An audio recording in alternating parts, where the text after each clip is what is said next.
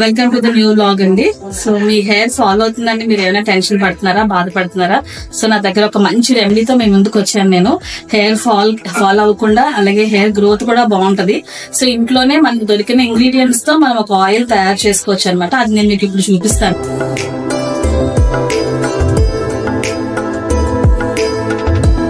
So రండి ఒకసారి ingredients చూసుకుందాం. సో ఇవి ఇంగ్రీడియంట్స్. క్లోజప్. సో ఇదేమో మనకి ఎక్కడైనా మనకి వెజిటేబుల్ మార్కెట్ లో కూడా దొరికేస్తుంది, రైతు బజార్ లోని. గుంటగలవరాకు అంటారండి అది. నెక్స్ట్ ఏమో కరివేపాకు, మందార పూలు, మందారాకులు. సో ఈ నాలుగిట్లని శుభ్రంగా కడిగేసాను నేను. కడిగేసి డ్రై చేసిన తర్వాత ఇవి తీసుకున్నాను. వీటిని ఏం చేయాలంటే రోస్ట్ ఏది చేయవసరం లేదు, ఈ 4 కలిపి మనం మిక్సీ చేసేసుకోవాలన్నమాట. నేను మిక్సీ అయిన తర్వాత మళ్ళీ మీకు చూపిస్తాను. అలాగే దీంతో పాటు ఇవి కాకుండా మనకి ఏంటంటే 1 లీటర్ కోకోనట్ ఆయిల్ తీసుకుంటున్నాను నేను. ఇది ఏంటంటే మిల్లు దగ్గర నుంచి నేను డైరెక్ట్ తెచ్చుకున్నాను అనమాట.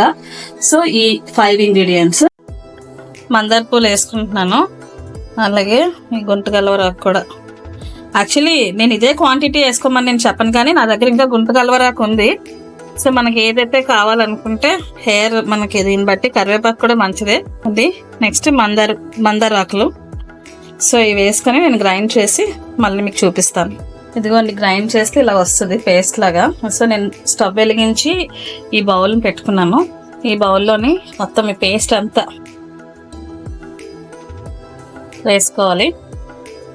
సిమ్లో పెట్టుకున్నాను. సో మొత్తం అంతా ఇలా వేసేసిన తర్వాత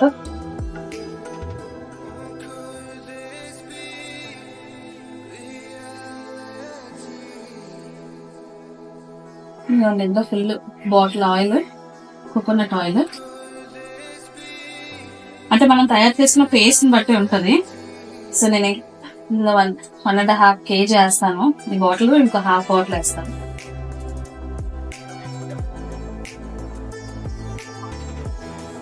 వేసుకున్నాం. చూసారా, ఇదంతా ఒక్కసారి మనం ఇలాగ కలుపుకొని మనం హైలో పెట్టేసాం అనుకోండి, ఏమవుతుందంటే ఇప్పుడు మనకి ఇలాగ ఆయిల్ తో పాటు వస్తుంది కదా, ఇది బాగా బాయిల్ అయింది. మనకి ఎలా తెలుస్తుంది అంటే ఆయిల్ అంతా పైకి తేలిపోతుంది.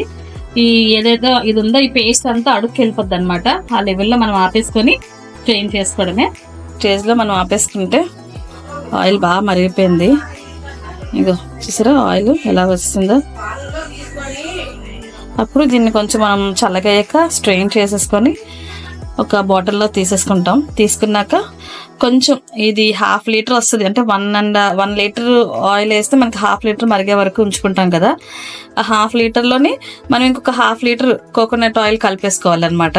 కలిపేసుకుంటే మనకి ఒకరు వాడితే 1 మంత్ వస్తుంది. అది మీకు లాస్ట్లో నేను స్ట్రెయిన్ చేసి కూడా బాటిల్లో వేసుకున్నాక అసలు ఏ కలర్లో వచ్చింది అనేది మీకు చూపిస్తాను.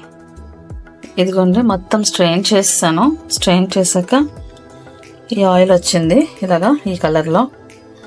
సో ఇంకా మనకి ఏంటంటే ఇది నైట్ అంతా వదిలేస్తే ఇంకా చిన్న చిన్న డ్రాప్స్ కూడా వచ్చేస్తాయి. నేను మీకు బాటిల్లో వేసి ఇప్పుడు చూపిస్తాను. ఇదిగోండి, నేను మరగబెట్టిన ఆయిల్ ఇలా వచ్చింది ఈ కలర్లో. సో ఇది మనకి ఏంటంటే నేను చెప్పాను కదా 1.5 లీటర్ వేసాను. సో ఇది కలర్ బాయిల్ అయిన తర్వాత ఇలా వచ్చింది. దీన్ని మనం ఇంకొంచెం ఒక 1/2 లీటర్ ఆయిల్ మళ్ళీ యాడ్ చేసుకుంటే మిక్స్ చేసుకున్నాం అనుకోండి, కొంచెం బాగుంటుంది అనమాట. సో మిగతాది కూడా ఇలా స్ట్రెయిన్ అవడానికి నైట్ అంతా ఓవర్ నైట్ ఇలా ఉంచేస్తాను. అందులో ఇంకా ఆయిల్ అంతా కూడా కిందకు వచ్చేస్తుంది. సో ఇదేనండి నా ఆయిల్. ఈ ఆయిల్ అంటే లైక్ ఇలా చేసుకోవడం వల్ల ఏమవుద్దంటే మనకి హెయిర్ ఫాల్ కంట్రోల్ అవుతుంది.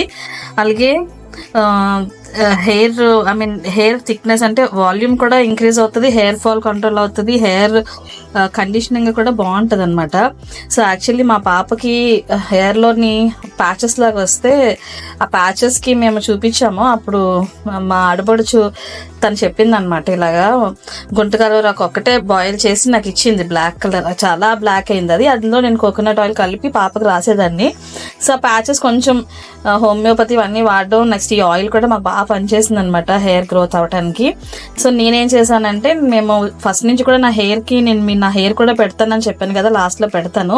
నా హెయిర్కి ఏంటంటే ఎప్పుడు కూడా నేను ఆయిల్లో కరివేపాకు, మందారాకులు వేసుకొని మరగపెట్టుకొని వాడడం నాకు అలవాటు అనమాట.